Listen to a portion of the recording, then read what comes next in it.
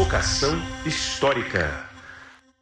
Olá, olá, olê, olê, olê, olá. Está começando, vocês sabem, mais um Provocação Histórica ao vivo nos canais do Instituto Conhecimento Liberta em todas as plataformas desse mundo pós-pandêmico, pós-surreal, pós-traumático, com novos traumas e sempre um mundo invariavelmente cheio de guerras. Senhoras e senhores, jovens do Brasil, a essa altura vocês já sabem, eu sou o Linaé Pareto, um professor de história, um historiador e aqui com vocês um comunicador e entrevistador que é um professor de história no Brasil e no mundo que tem um intenso, violento e virulento passado pela frente.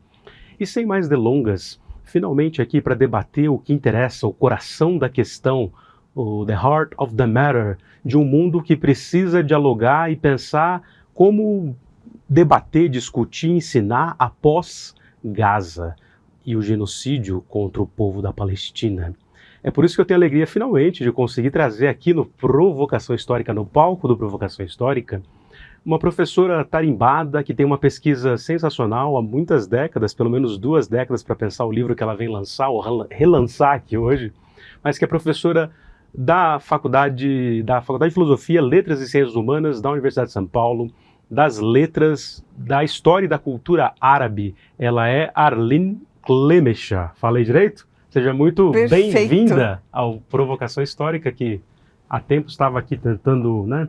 A gente tem amigos aqui que se cruzam, Everaldo, Dampu, Departamento de História, e você é historiadora de formação, né? De fato, sou historiadora formada na História da USP, mestrado, doutorado. Muito obrigada pelo convite, o prazer é todo meu. Eu te vi aqui, às vezes, no ICL Notícias, você já fez algumas entradas, né? Já, é. Discutindo quase sempre a questão de 2 anos para cá, né? E aí, antes da gente mostrar esse livraço, que tem até o prefácio, a apresentação do Gorender, né? Eu não sabia disso, desculpe a ignorância desse que vos fala, mas quando a Marina me falou, aliás, já agradeço aqui a Marina da Boitempo, um beijo no coração dela, que está aqui acompanhando de pertinho a nossa prosa, mas é o relançamento da sua dissertação de mestrado, né? Muito gênia, desde jovem, e que depois virou livro e agora está sendo relançada pela Boitempo, que é Marxismo e Judaísmo, história de uma relação difícil e tantas vezes tóxica, né? Para pensar nos termos de hoje, né? Que acho que sintetiza desde o século XIX todas as grandes questões dos Estados nacionais no mundo, né? Sim, de fato, bom, relançamento do livro, o livro está atualizado, com 2 capítulos novos, um novo prefácio, e tem o prefácio original do saudoso Jacob Gorender, esse que foi um combatente comunista, judeu, brasileiro. Tive a honra de tê-lo na minha banca de mestrado, junto com o professor Carlos Guilherme Mota. E foi um momento, claro, muito querido, né, para mim, quer dizer, e muito feliz, né, você entregar, defender seu mestrado. Junto com o meu mestrado, eu também tive minha primeira filha, então foi mestrado, livro, filha, tudo né, num momento só. E hoje, depois de, na verdade, quase 30 anos... Quase 30 anos? Você era uma jovem de 20, você falou esses dias na Boitempo, né, eu não vou revelar aqui quantos anos eu tinha 30 anos atrás, nem farei essa né? indelicadeza. Eu que tenho 25, por exemplo. Só que eu fiz 40 e entrei numa crise brutal, viu, Arline? Mas, enfim, o fato é que nessa dissertação você tinha 20 anos, né? Aí você falou uma coisa muito bonita, que tem tudo a ver com as pesquisas que a gente faz mais jovens. A gente pode até adjetivar e se empolgar, se emocionar demais, como dizem hoje. Mas acho que você está tão ali apaixonado pela coisa que a criatividade é outra, né? Sem dúvida, tudo que a gente faz aos 20 anos é um mergulho muito profundo e nos marca profundamente. Eu vejo essa pesquisa assim como um momento que foi muito marcante na minha trajetória intelectual e que me ajudou muito. Essa pesquisa me ajudou muito a pensar hoje. Ele não está restrito à questão judaica, analisada da meados do século XIX até meados do século XX. Na verdade, eu não chego até o momento do Holocausto, eu paro na época ali do pré-Holocausto, mas ele traz reflexões, análises, aprofundamento de análise social-política que ajudam muito a pensar o mundo de hoje, as questões de hoje, para além da própria questão judaica. O público te conhece de outros carnavais e tantas pesquisas importantes, mas acho que vale, antes de entrar na questão do Marx, a questão judaica, os motes todos que vão dar no livro, agora relançado pela Boitempo, de você como excelente historiadora, falar para o nosso público, afinal essa trégua atual, que supostamente deveria ter sido colocada em Gaza em relação ao estado de genocídio de Israel, não se consolidou, né? Ou seja, o que está acontecendo lá? O que o público precisa saber nesse exato instante que está acontecendo em Gaza? Lindener, o projeto de construção de um Estado judeu no Oriente Médio, desde a sua incepção, foi um projeto de construção de um Estado exclusivista judeu, não de um Estado pluriétnico, qualquer coisa, que na verdade era característica da Palestina até 1948. Não era uma região que tinha cristão, judeu, muçulmano, estava inserida dentro do Império Otomano, enfim, e tinha uma convivência muito tranquila entre todas essas religiões, e tem inúmeros documentos sobre isso, mas o que aconteceu com esse projeto é que ele tem esse caráter, né? E o que a gente está vendo é uma etapa desse projeto, não é algo novo, só que é uma etapa extremamente virulenta, porque no momento o governo israelense é de extrema direita, fascista nas suas declarações, nas suas ações, não está ligando a mínima para a opinião pública, para a lei internacional, qualquer coisa que o valha. Na verdade, ele pode atuar dessa forma, porque também está testando, Israel, o Estado vem testando os limites da lei internacional há muito tempo, né, e da aceitação das potências mundiais há muito tempo, e aí esse governo hoje aproveitou essa situação para tentar simplesmente varrer a população da faixa de Gaza, e se não for possível de toda a faixa de Gaza, pelo menos do norte, ao mesmo tempo, se não for possível varrer a população, pelo menos começar a empurrar. Ou seja, é uma implantação de um projeto que, para os detentores do projeto, não importa se ela acontece já, ou se vai acontecer mais para frente, mas normalizar a ideia de remover todo mundo da faixa de Gaza já é um ganho. Então, esses vídeos como aquele do Trump de inteligência artificial já é um ganho, porque a possibilidade de lançar algo assim é normalizar a ideia da limpeza étnica da faixa de Gaza e, eventualmente, da Cisjordânia, que é o que já vem acontecendo, já tem ataques extremamente violentos, com muita, né, força bélica sendo empreendida na Cisjordânia. E agora, ainda com Trump, é pior do que com Biden, porque se com Biden já era ruim, com Trump é pior, porque Trump, desde a campanha eleitoral, já falou para Netanyahu, faça o que for necessário, né? Então você tem o projeto de país, um projeto sionista de um país que é, né, exclusivista judeu. Apesar de ter quase 20% da população palestina, mas estão numa categoria de cidadãos. Estão hierarquizados. Tão hierarquizados, né? Não têm plenos direitos, e depois eu posso até explorar por quê. Nas leis não têm plenos direitos, não é uma avaliação externa e tendenciosa. Nas leis não têm os mesmos direitos da população judaica israelense. E daí tem o segundo fator, né? Desde que foi descoberto gás natural no Mar de Gaza, e esse território foi colocado na rota do projeto de ligação, né, da Índia até o Mediterrâneo, até a Europa, norte-americano, que se contrapõe à rota da seda da Índia, quer dizer, então aí ganha uma nova dimensão e um novo interesse imperialista externo, né, ou seja, norte-americano. Então, a questão palestina sempre esteve submetida a essa dupla pressão. Não é de hoje, do começo do século XX, ou seja, de uma potência imperialista que vê na fragmentação do Oriente Médio e na implantação de um alicerce favorável, algo importante, desejável. No caso, era a Inglaterra antes, né? O petróleo começou a ser descoberto no começo do século XX, então aí tem um motivo para ter essa base, né, amiga, favorável, que seria o Estado de Israel futuramente. E hoje, no lugar da Inglaterra, tem os Estados Unidos. E hoje, ainda, nesse instante, tem Trump. Então, a situação é calamitosa, é assim, de cortar, não o coração, porque isso seria piegas, absolutamente nos deixa sem palavras o que está acontecendo. Não à toa, algumas figuras, incluindo o Safatli, seu colega também do prédio do meio, como a gente diz lá na FEFELESH, né? Usam a expressão adorniana, né? O que fazer, o que explicar, o que debater após Auschwitz, e nesse caso, na ironia da história, digamos, e trágica ironia, após Gaza, né? Porque um dos clichês reiterados, né, em algumas análises mais rasas, mas também usados pelos sionistas, que ficam, enfim, alterados com essa questão da comparação entre Gaza e o campo de concentração de Auschwitz, por exemplo, por que ficam com pudores em relação a isso, se é, digamos, uma atualização perversa daquilo que foi lá atrás. Só que não precisa mais de Einsatzgruppen se o Estado de Israel já faz isso, né? Sim, são dois momentos diferentes, distintos, realidades concretamente diferentes, mas tem elementos fundamentais que se repetem. Então, primeiro, para se realizar um genocídio, há sempre uma preparação. E essa preparação é basicamente a desumanização da vítima. Então, assim como os judeus foram desumanizados na Europa, comparados a parasitas de todo tipo, exatamente, né, considerados sub-humanos para que pudesse acontecer aquilo que aconteceu, os palestinos também. Não é esse governo que compara os palestinos a animais humanos, né? Um termo assim que foi usado por Yoav Galan, o ex-ministro da Defesa ou da Guerra, se quiser, mas de décadas atrás. Tem rabinos de extrema-direita, um rabino de extrema-direita já falecido, que comparava os palestinos a baratas tontas dentro de um jarro, falando da faixa de Gaza, né? Ou seja, comparava a baratas, comparava a qualquer tipo de não ser, rebaixava. E a utilização da fome para controlar a população de Gaza vem desde os anos 1980. Tem pesquisas, né, brilhantes demonstrando isso. Israel controla a quantidade de água. Israel abre e fecha com portas de água. Quando o Estado utiliza esse termo, o que vem à mente? Gado.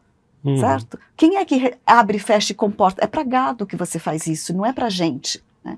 Então, essa é a desumanização de um longo processo realizado por governos que não eram de extrema-direita. Governos democráticos fizeram isso.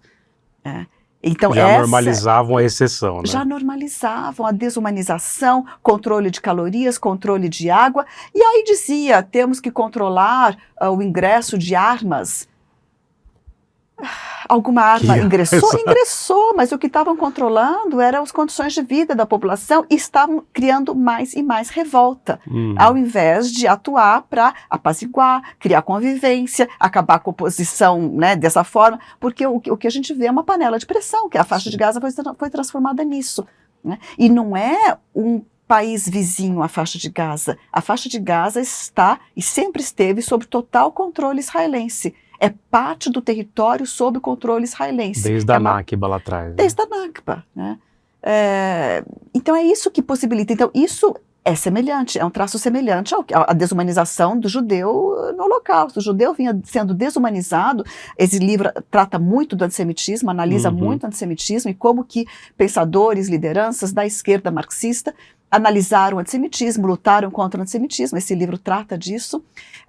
E tem outros elementos, como o encerramento, como que você né, faz a gestão desse encerramento. Eu peguei para ler recentemente, durante esse genocídio, a história do Mark Edelberg, da insurreição do gueto de Varsóvia, justamente para lembrar um pouco, né, como que foi a insurreição do gueto de Varsóvia, como foi que os judeus do gueto de Varsóvia, né, na Polônia, do período da ocupação nazista, né, encerrados ali e dali enviados para os campos de extermínio, né, como que eles finalmente perceberam que eles estavam sendo enviados para campos de extermínio, se organizaram e se rebelaram. Né, uma rebelião absolutamente heróica. Pegaram em armas para se rebelar, para defender a honra, porque sabiam que defender a vida ia ser muito difícil. Foi uma defesa da honra. Então, foram massacrados. Foram massacrados, né? Alguns sobreviveram, tanto o autor do livro sobreviveu. Ele, que era também um militante do Bund, é outro partido analisado nesse livro, o maior partido operário social-democrata judeu da Europa do Leste. Então a gente vê padrões. É claro que são situações diferentes. Foram 6 milhões de mortos no Holocausto. E uma coisa não minimiza a outra, né?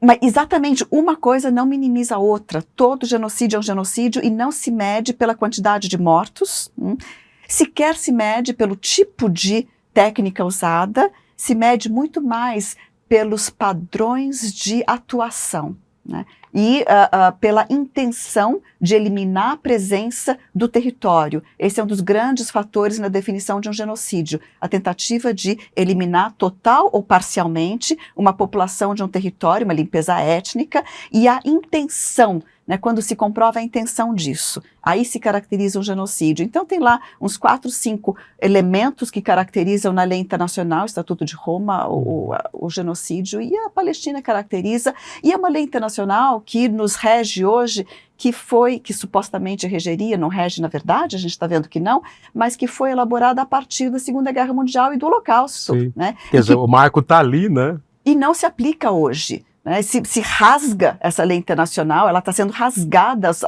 à frente dos olhos de todo mundo. Por que Estado? O Estado que diz atuar em nome dos judeus do mundo. Os judeus do mundo não concordam com isso. Alguns sim, outros não. Tem toda uma parcela que não concorda, mas é a posição do Estado é essa. Né? Por quê? Porque é vantagem para o Estado dizer isso, dizer que atua em nome da segurança de todos os judeus do mundo. E a segurança de todos os judeus do mundo, lamentavelmente, não vai ser guardada por um Estado que está no Oriente Médio. Ela tem que ser preservada por todos os países do mundo, não por um Estado no Oriente Médio. Né? Ele não é capaz de fazer isso. Tem que ser preservado impedindo o ressurgimento do antissemitismo, nunca deixou de existir. Né? Mas está muito mais contido em relação, por exemplo, à islamofobia hoje. Sim. Hoje a islamofobia tomou um pouco o lugar do antissemitismo. Totalmente não, mas em boa medida. Incrível, uma aula magna aqui da Arlene Clemescher.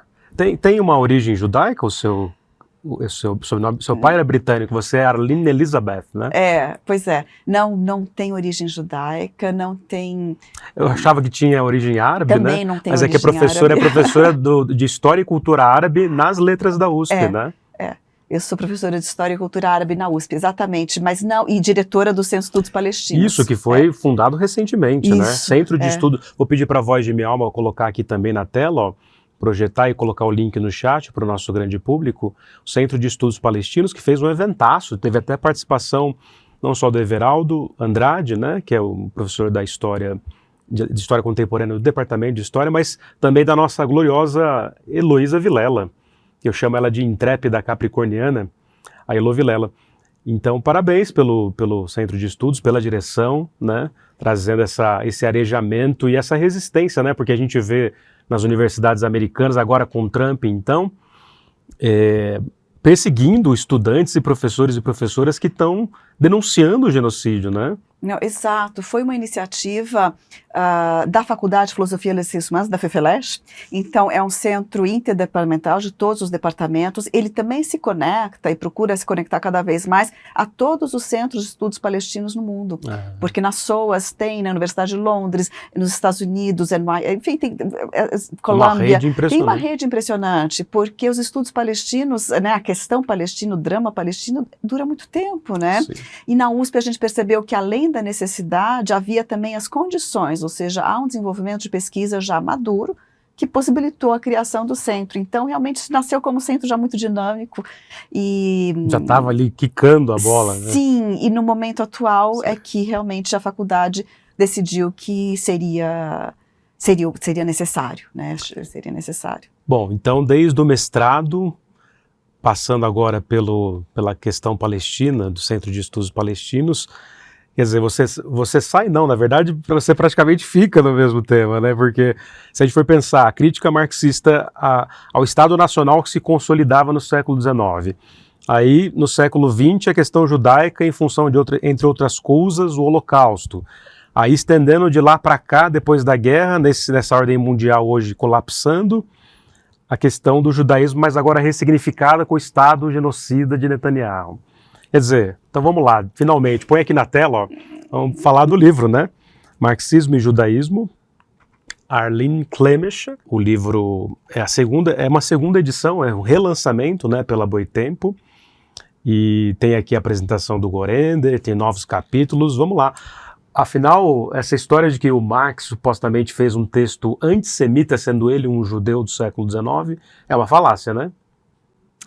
Uma polêmica. Enorme polêmica. A meu ver, e na minha análise, não, ele não era antissemita, porque o conteúdo do que ele escreveu não era antissemita.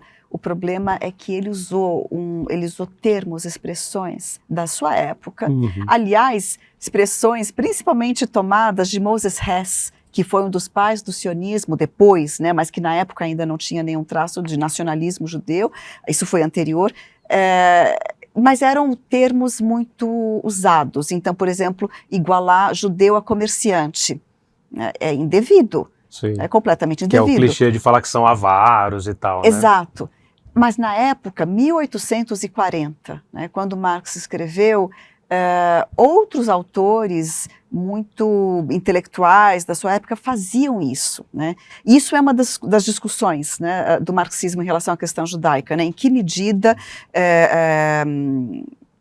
enfim, mas por esse motivo, por causa do palavreado usado, isso serviu de gancho para alguns, na verdade vários, acusarem Marx de antissemita. E quem pega para ler o ensaio do Marx, na verdade, muitas vezes estranha. Fala assim, nossa, como que ele pôde dizer uma coisa dessas? Mas isso sem analisar o que ele está dizendo. A questão judaica do Marx foi muito importante na elaboração da sua teoria histórica.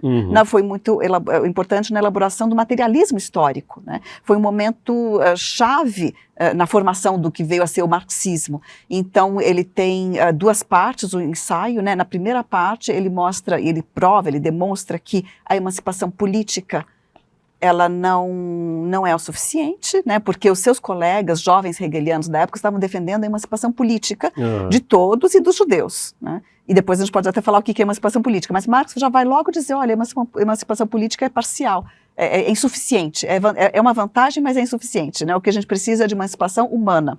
E a segunda parte do ensaio vai transformar a análise da questão judaica de uma análise religiosa, de uma questão, como se fosse uma questão religiosa, para uma questão social, né? E para fazer isso, e é nessa segunda parte que Marx utiliza esses termos que possibilitaram o gancho para daí dizerem que ele foi antissemita nesse texto e tudo mais, né? E a minha análise vai procurar explicar o texto de Marx pelo que está dizendo, não pela aparência de certos termos. E aí é que eu comecei dizendo na minha resposta que ele pegou o termo de Moses Hess, porque Moses Hess, que também era judeu, é absolutamente inquestionável, né? Ele está acima de qualquer suspeita, digamos, para o establishment judaico, que Moses Hess não era antissemita. Então ninguém questiona, ninguém chama Moses Hess de antissemita, mas o termo que Marx usou, ele pegou de Moses Hess. Então Moses Hess usava os mesmos termos, porque eram os termos da época. Linguagem estrutural demora para mudar, né? Exato, exatamente esse o caso. E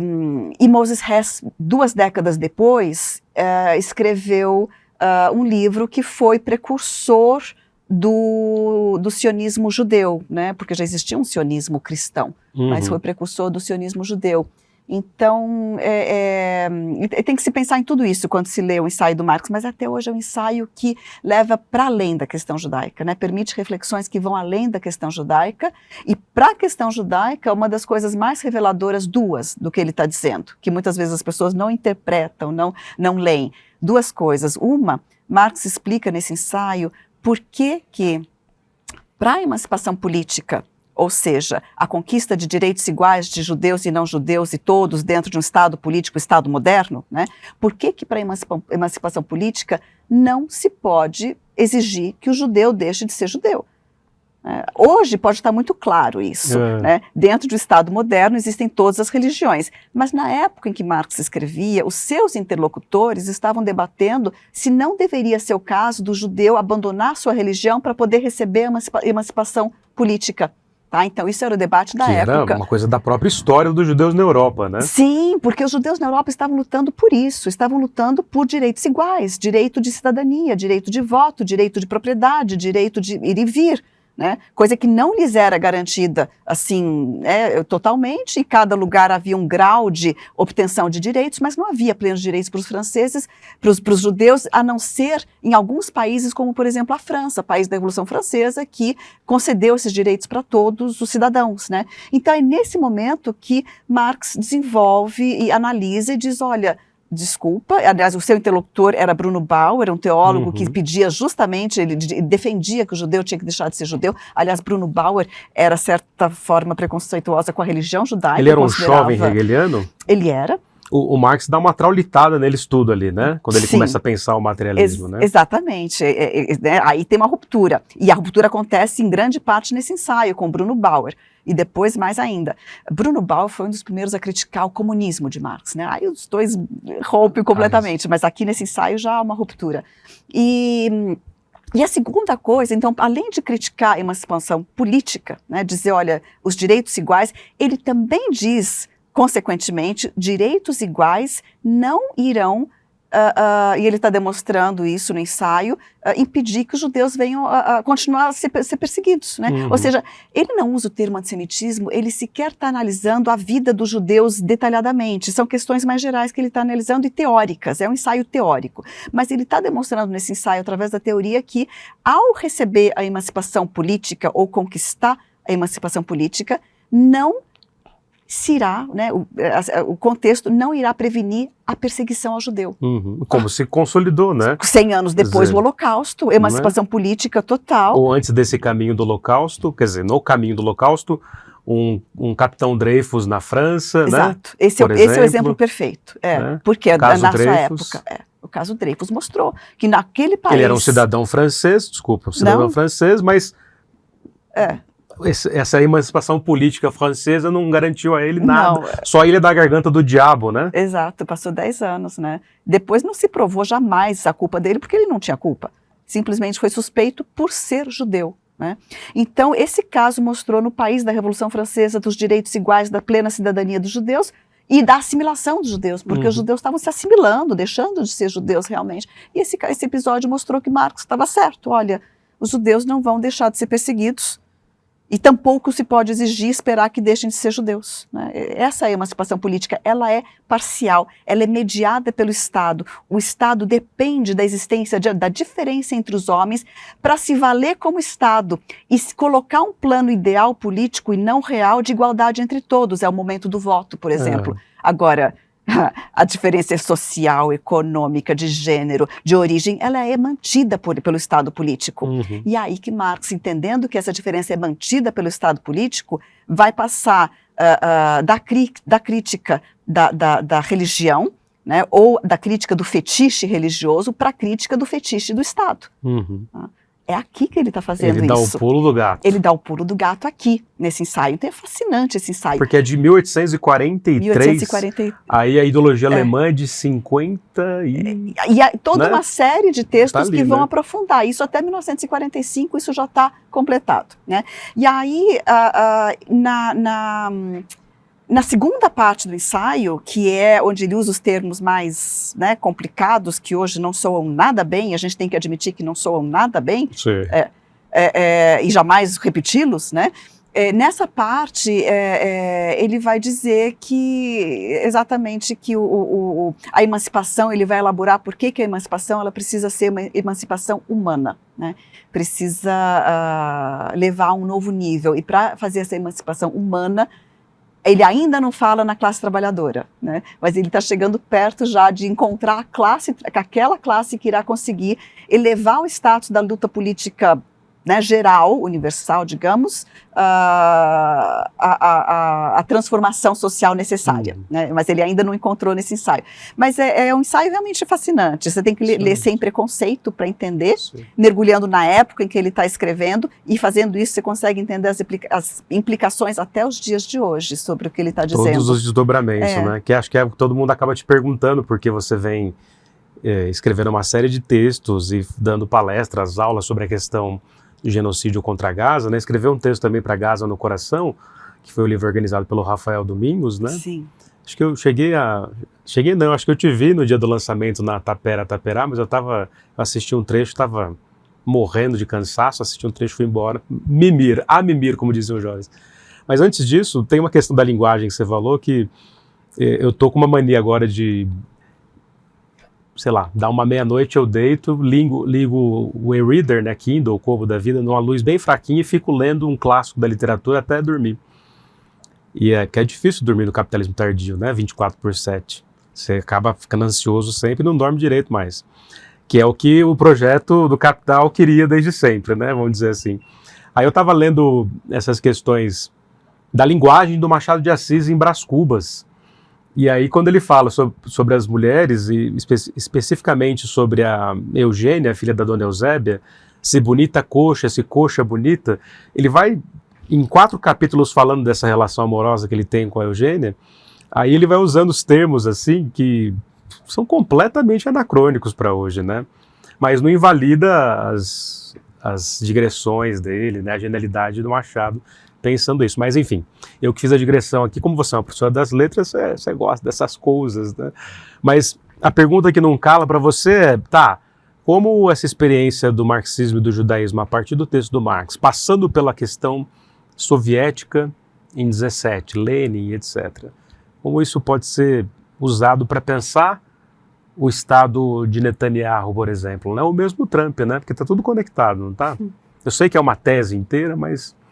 Não, pois é. A gente tem que também entender que tem limites no que dá para... comparar. Mas veja, o que eu quero aproveitar, essa sua pergunta, ela me dá a chance de dizer algo que eu queria muito falar, Lindenberg, porque eu não tinha percebido isso na primeira edição, mas ao fazer a segunda edição, no contexto em que estamos, é que eu me dei conta mesmo de que a pesquisa que está nesse livro, ela reflete exatamente a parte da história judaica extremamente rica. Rebelde também, Rebelde, né? Enfim, né, de judeus cosmopolitas, intelectuais, rebeldes, revolucionários, pensadores. É uma história extremamente rica, extremamente bonita, de engajamento, de lutas, né? Que vai para as artes, né? Desde Viena, fim de século, ao cancelado Woody Allen, né? Viena tinha mais de 30% de população judaica, né? Bom, Freud. Essa história, esse período e essa história que está em boa medida nesse livro, né? O período tratado, a história judaica tratada nesse livro, é justamente aquilo que a vitória do sionismo com a criação de Israel buscou ocultar. Ao transformar a criação de Israel numa, digamos assim, consumação de um processo histórico linear judeu, né, da história judaica até a criação de Israel, apagando desse processo justamente essa história, que é o que há de mais rico, na verdade, e era a história predominante judaica. Então, a criação de Israel buscou colocar a si mesmo, Israel, como o resultado natural do processo histórico judeu desde o começo do século XX, apagando a história do judeu rebelde. Nada mais totalitário do que isso, né? Totalmente totalitário, totalmente, né? Usando duas vezes a palavra. Porque, e aí esse livro vem justamente resgatar isso. Ora, é a história que esse projeto oculta. Tenta ocultar forçosamente para colocar a si mesmo como herdeiro natural, a consumação da história judaica, quando não é, né? Não é para nada. Ele não fala em nome de todos os judeus e a história judaica é muito mais rica do que o Estado de Israel, do que a criação de Israel. Ao mesmo tempo, a gente tem que entender que o Estado de Israel se tornou importante e é parte da identidade de muitos judeus pelo mundo todo. Mas isso é por causa do projeto que ele defendeu e da forma como propagou o seu próprio projeto. Então, a propagação desse projeto, para fazer isso, foi necessário apagar essa história desse livro. Então, isso explica tudo até agora, né? Isso, exatamente. Eu me dei conta disso É agora. um Estado que se pretende unívoco, universal, quando na verdade está apagando todas as experiências concretamente alternativas de liberdade na modernidade. E o sionismo era minoritário no começo do século XX. E existe isso de sionismo de esquerda, de rebelde? Existe, né? Não, existe, mas o sionismo já era minoritário entre as correntes judaicas do começo do século XX. Mesmo no entreguerras, ele ainda é minoritário, ainda tem enormes parcelas de judeus que não acreditavam que o sionismo fosse a solução, que fosse o caminho, que fosse a resposta para a emancipação judaica que era tão necessária, né? E dentro do sionismo, desde muito cedo, existem várias correntes, da extrema-direita, Jabotinsky e tal, a extrema-esquerda, né? O Ber Borochov, que tentava fazer uma junção de marxismo com sionismo, saía uma coisa meio... Frankenstein. Mas ele fazia, e ele tinha toda a sua tese e tudo...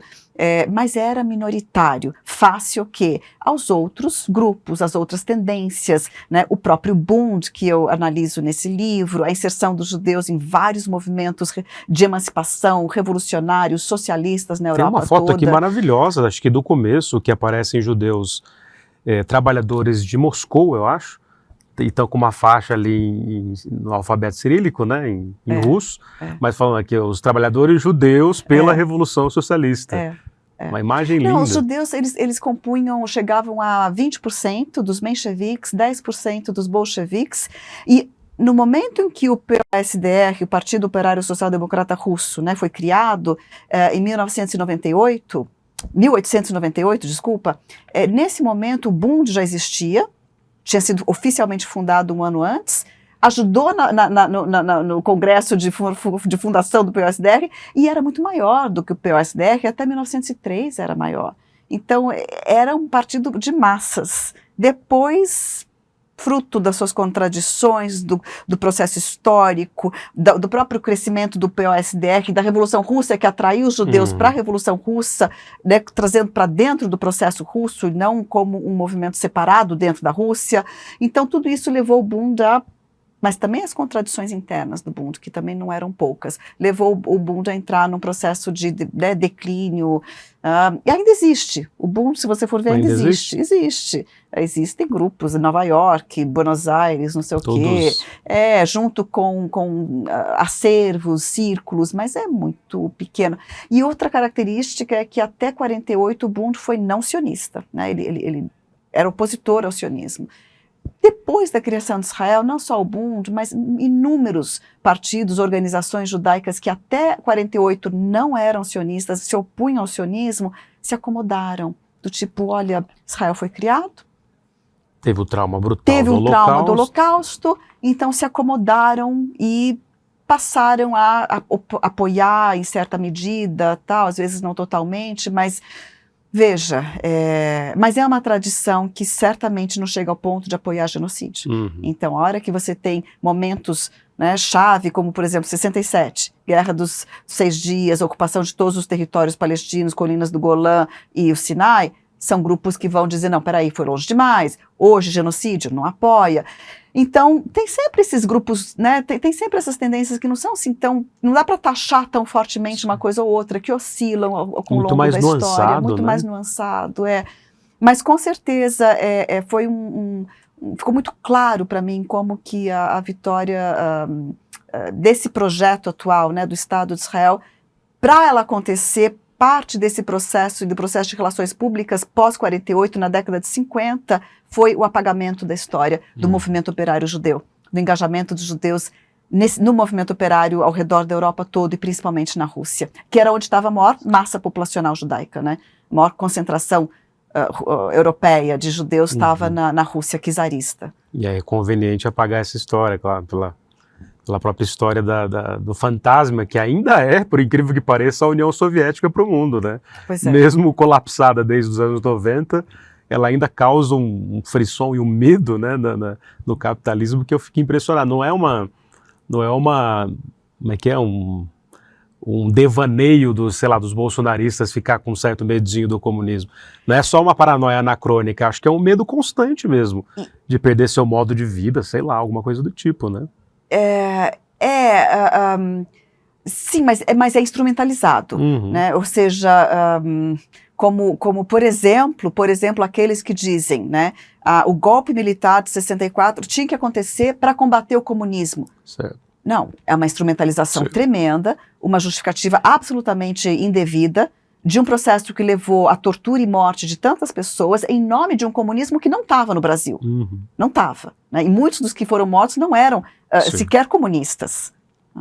Então... Mas incutia-se um medo de um fantasma do comunismo há muito tempo, né? Aquelas senhoras tijucanas, como diz lá um dos personagens do Dia que Durou 21 Anos, né? Aquelas senhoras tijucanas gritando por Deus, pátria, família, propriedade.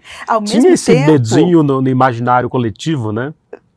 E ao mesmo tempo em que o comunismo, o socialismo e o comunismo eram ideias tão fortes na primeira metade do século XX, que justamente grupos como, por exemplo, os sionistas, que não tinham, a princípio, nada a ver com socialismo ou comunismo. A ideia sionista é nacionalista, né? É um nacionalismo, o sionismo, é um nacionalismo típico europeu, pequeno nacionalismo europeu de final do século XIX, que se realiza de uma maneira colonialista e com apoio do imperialismo. Então, de comunismo e socialismo não tem nada, certo? Mas o comunismo e a ideia socialista eram tão fortes na primeira metade do século XX que até mesmo o sionismo achou que tinha que tomar isso, né?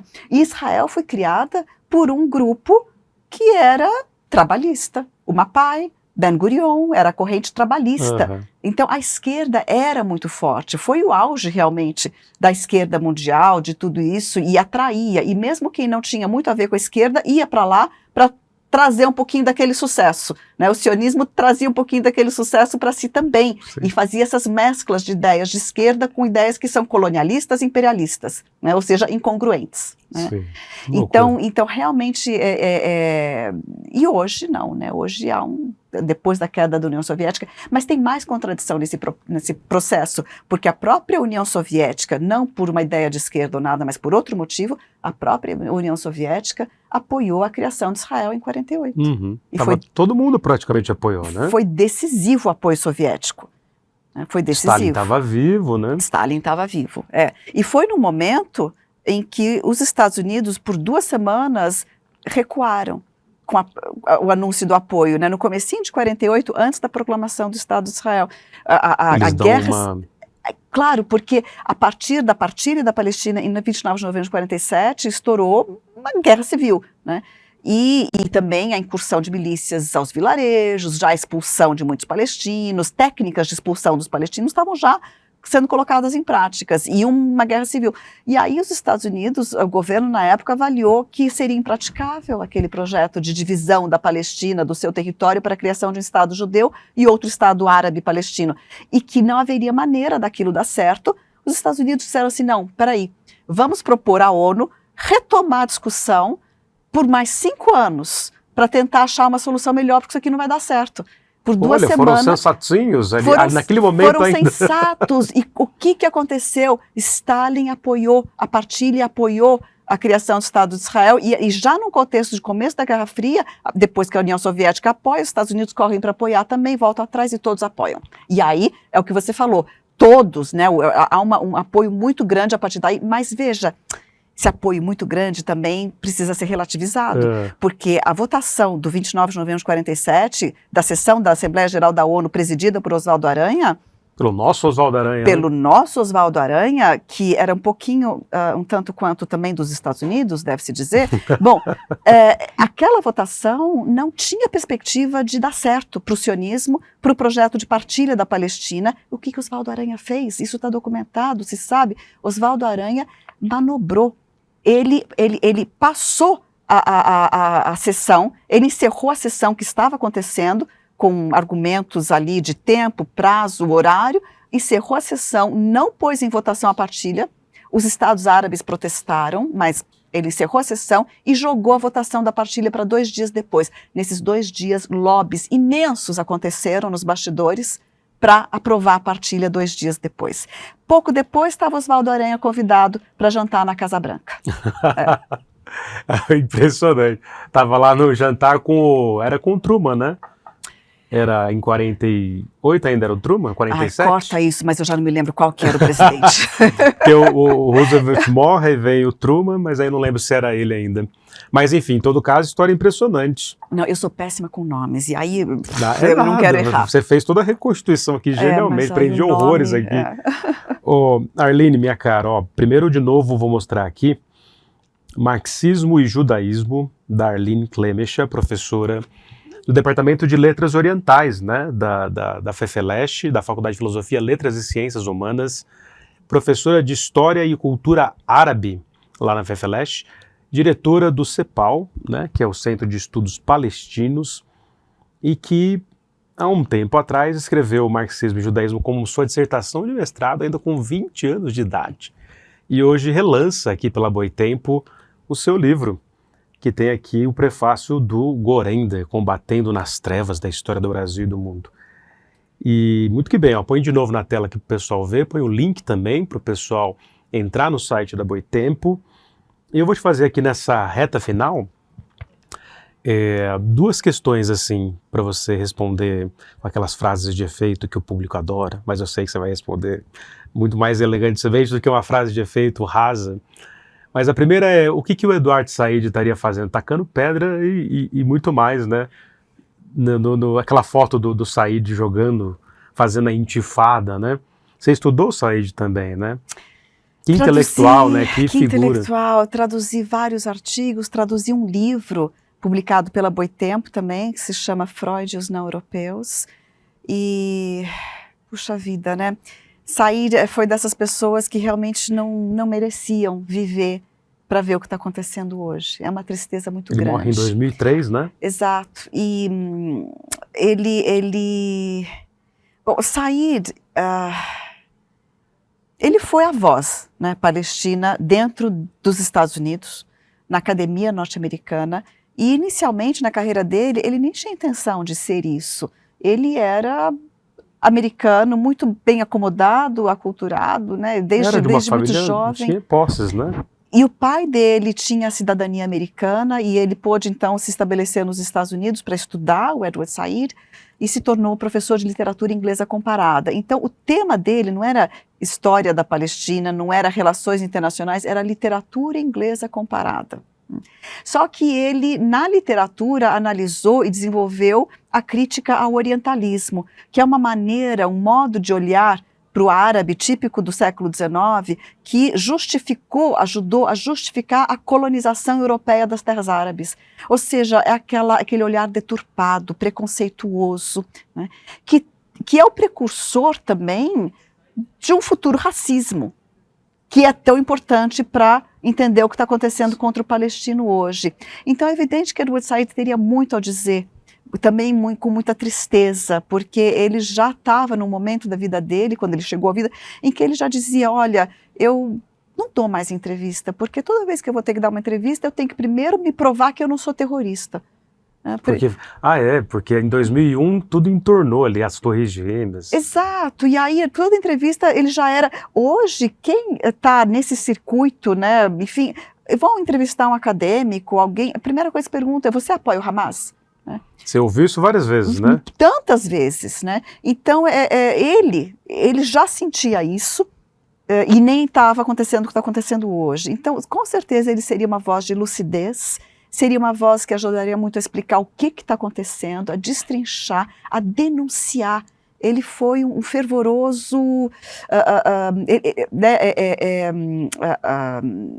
ele denunciou com muita vivacidade, cheia, né? Com muito empenho. Ele não era incansável na denúncia do que faz a mídia, do que faz o sistema internacional, com o que faz, né, as academias, o establishment, os lobbies, né? E ao mesmo tempo ele tinha uma compreensão muito aprofundada da cultura palestina, dos seus expoentes culturais, dos cantores, dos escritores, da cultura tradicional.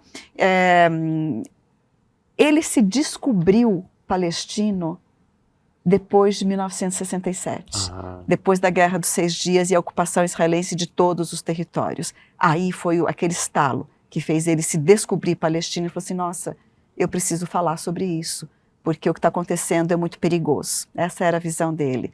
E está aí, né? A gente está vendo o que está acontecendo aí.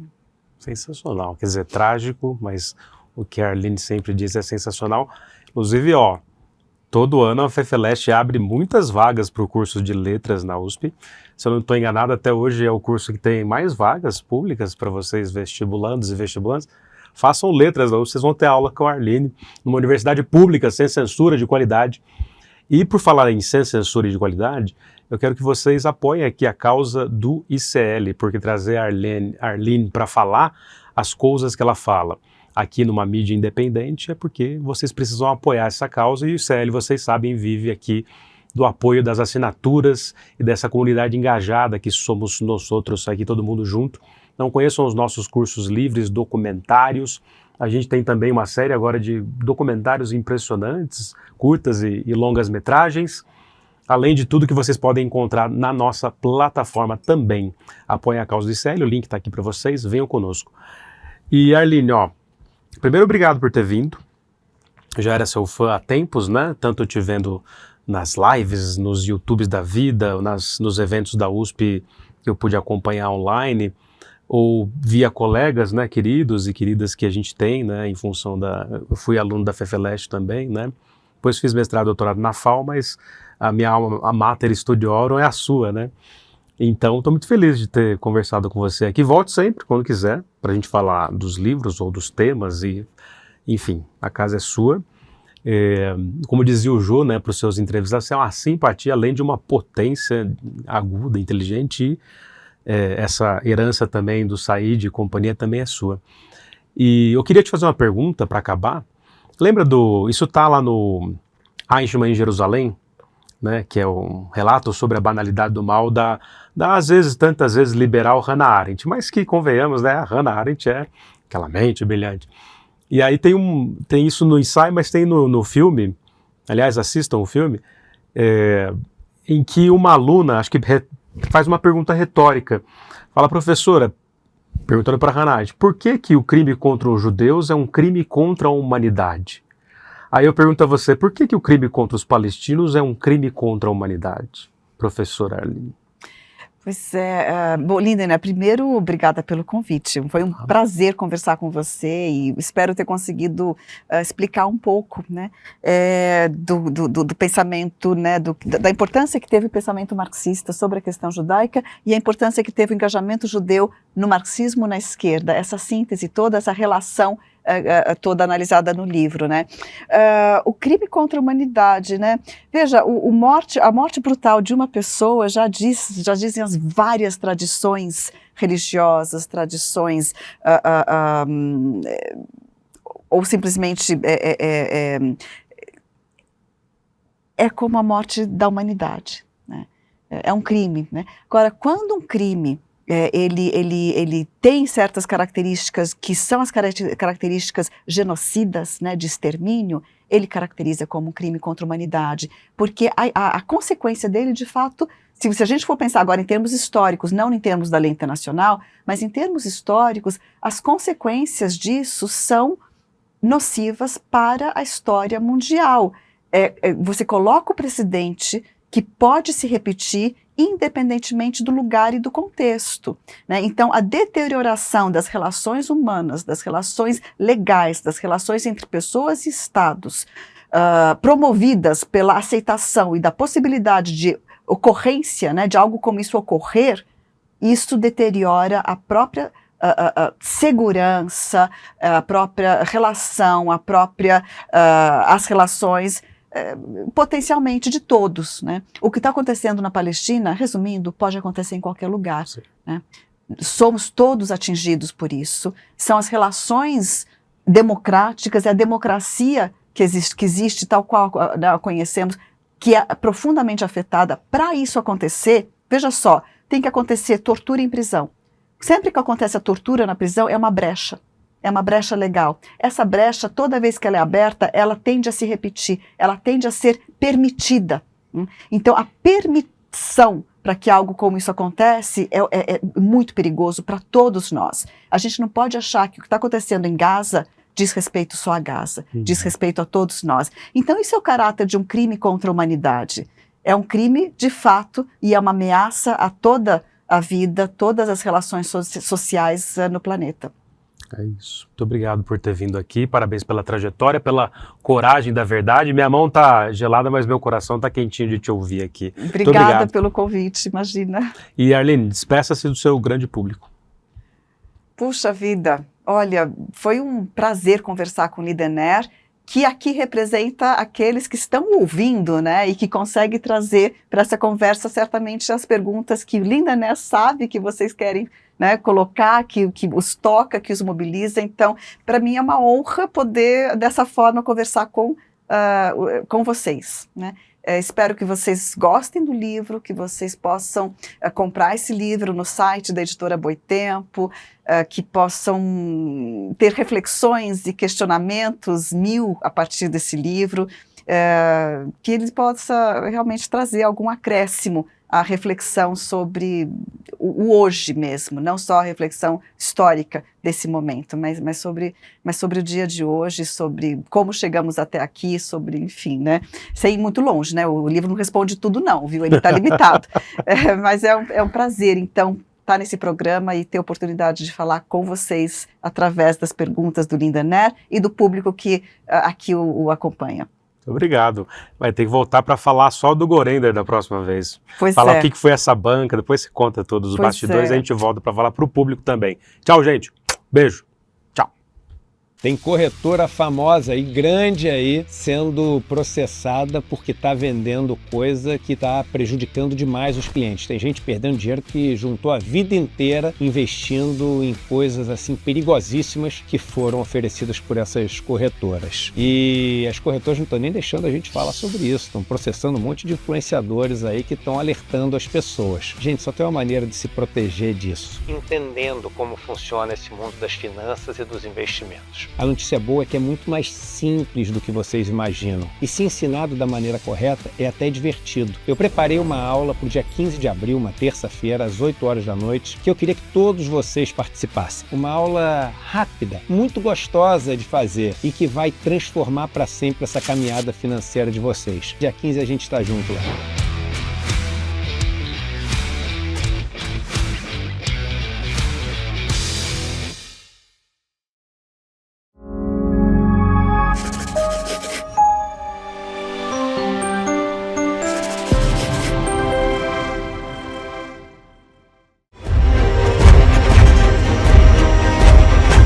Provocação histórica.